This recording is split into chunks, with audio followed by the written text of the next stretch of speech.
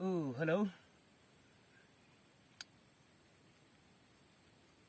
Nam chom wal YouTube channel. Milo khir sak tu zong zong te. Chunga kalome. Buena hei chung cho. Fak le dona.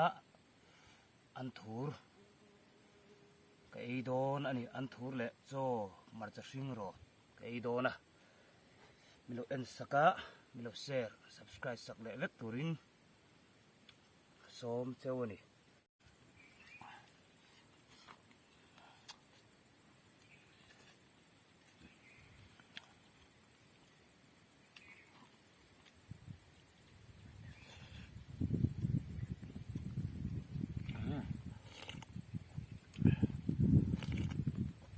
Buar lại ta.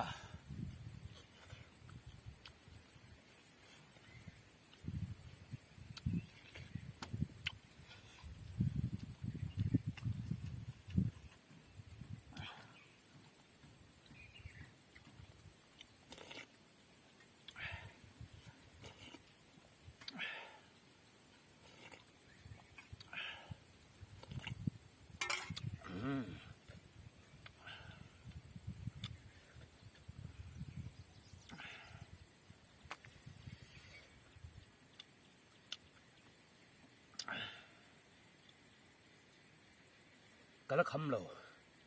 Kapuara ni.